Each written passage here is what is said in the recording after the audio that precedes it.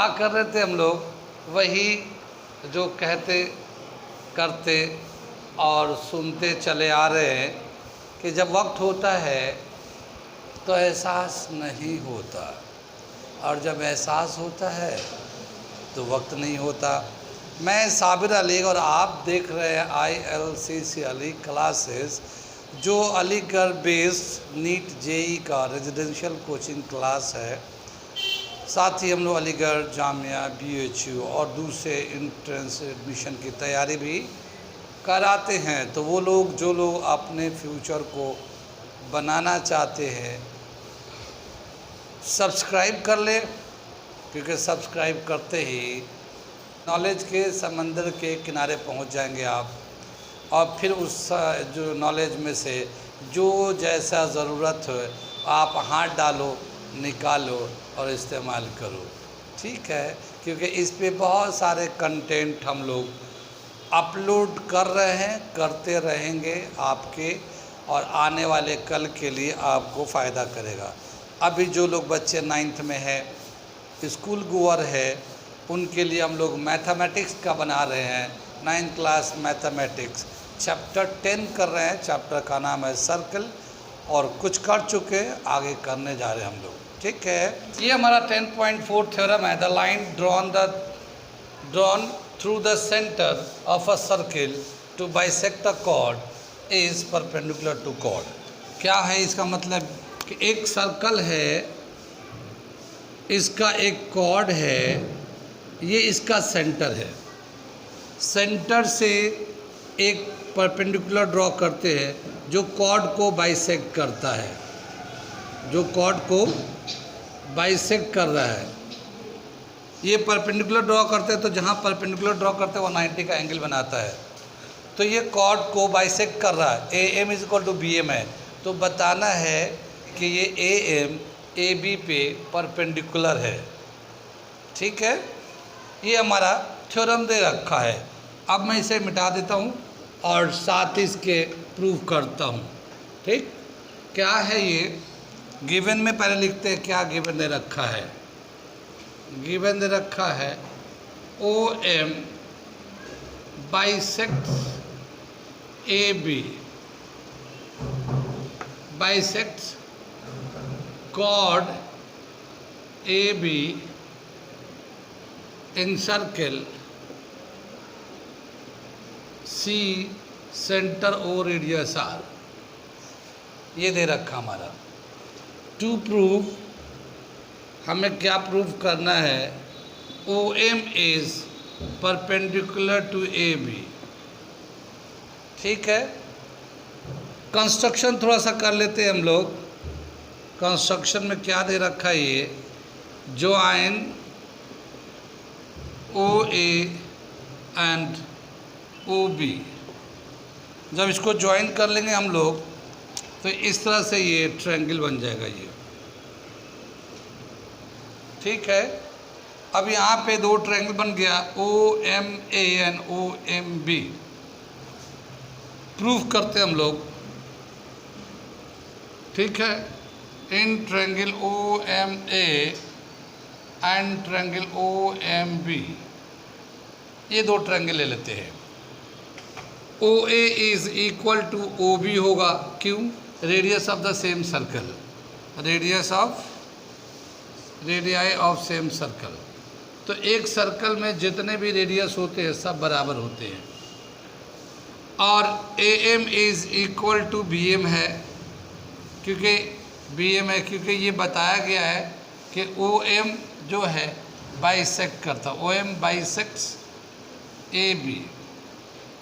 ठीक है, and OM is equal to OM, ये कॉमन हो गया, ये कॉमन हो गया। तो ये हो गया एक OA OB के बराबर, AM BM के बराबर, क्योंकि बाइसेक्ट करता है, और OM कॉमन कर दिया। तो साइड से दोनों ट्रायंगल कॉन्ग्रुएंट हो जाएंगे। Therefore triangle OMA is congruent to triangle OMB by SSS congruency। ठीक है ना, ये दोनों कॉन्ग्रुएंट से कर दिया, साइड साइड साइड से। जब ये दोनों ट्रायंगल यानी ये वाला ट्रायंगल ओ एम बी इसके कॉन्ग्रुएंट है ओ एम बी के कॉन्ग्रुएंट है, तो जो बाकी एंगल या साइड जो भी बचे हुए वो सब इक्वल हो जाएंगे। तो हम लोग क्या लेंगे, ये जो एंगल है इसके बराबर होगा, ठीक है। So angle O M A is equal to angle O M B by C P C T. ये इस तरह से दोनों एंगल बराबर होंगे। आगे दे रखा, अगर O M A angle plus but angle O M A plus angle O M B is equal to 180 degree. ये एंगल दोनों मिलाएंगे तो ये हमारा 180 होगा, स्ट्रेट लाइन। तो ये स्ट्रेट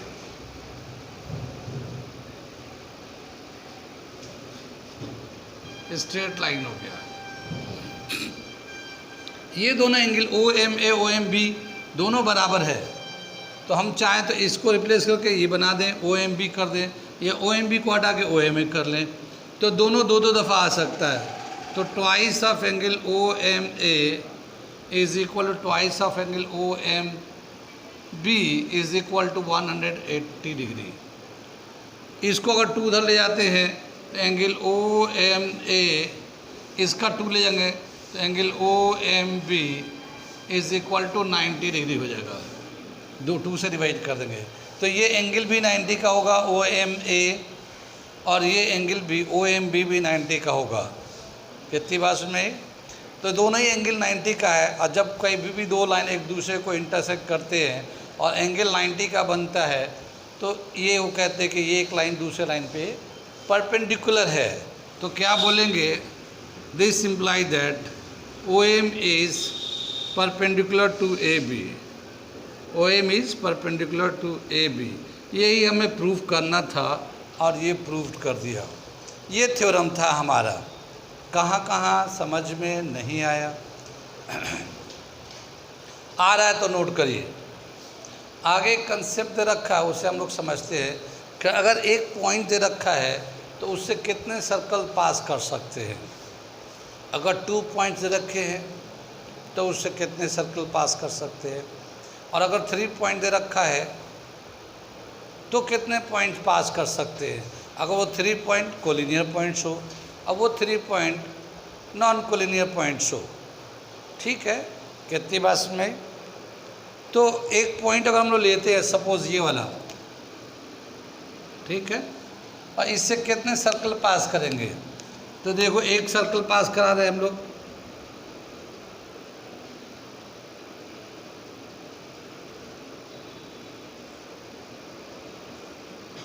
ऐसे बहुत सारे सर्कल पास कर सकते हैं एक पॉइंट से। तो अगर एक पॉइंट गिवन है तो नंबर ऑफ सर्कल इनफाइनाइट, ठीक है। Number of circles form is infinite, form नहीं drawn is infinite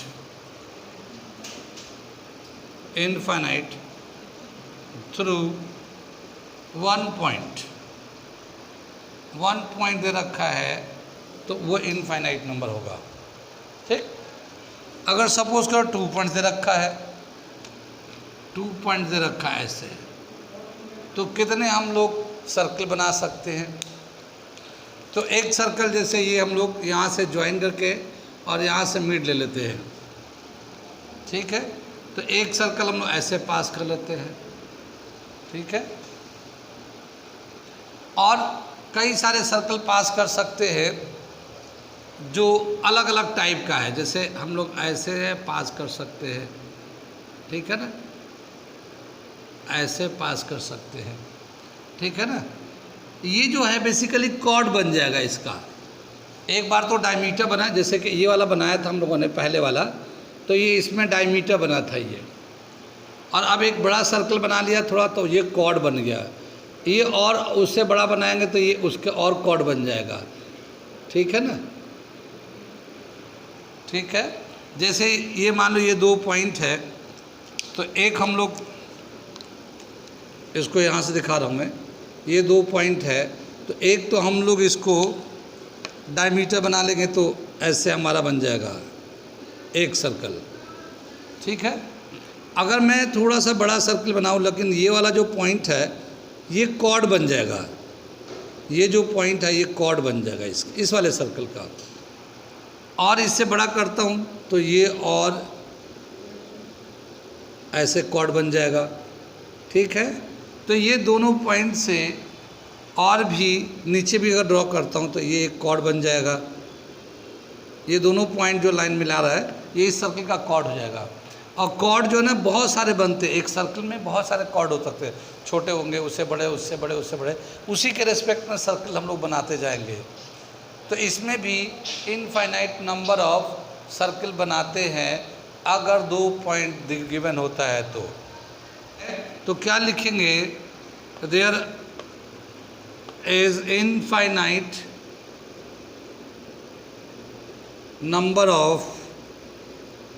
number of circles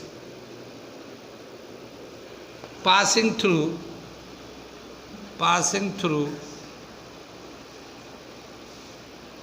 2 points 2 points अगर गिवन है तो उससे कितने नंबर ऑफ सर्कल पास कर सकते हैं, इनफाइनाइट, ठीक है। अब बताया कि 3 पॉइंट्स दिया हुआ है तो फिर कितने सर्कल बन जाएंगे, ठीक। तो जब 3 सर्कल्स देंगे तो 3 पॉइंट्स देंगे तो 3 पॉइंट्स में एक कंडीशन ये आता है कि वो कोलिनियर है या नॉन कोलिनियर है, ठीक है। 3 पॉइंट्स अगर दिया हुआ है तो उसमें 2 कंडीशन आते हैं, एक कोलिनियर और दूसरा नॉन कोलिनियर, ठीक है ना। कोलिनियर पॉइंट तो जानते हैं, points lies in a straight line. अगर एक ही स्ट्रेट लाइन में तीनों पॉइंट लाई करें ऐसे ऐसे ऐसे, ठीक है, इसे ABC, कितनी बात सुनी। अगर हम इसको एक सर्कल पर बनाते AC के थ्रू पास कराते हैं तो AC के थ्रू पास कराएंगे ऐसे, ठीक है ना।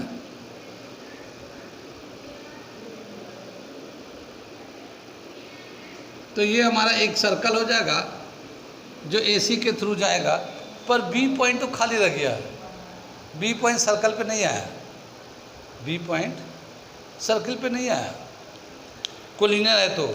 या फिर मैं BC एक सर्कल बना लूँ,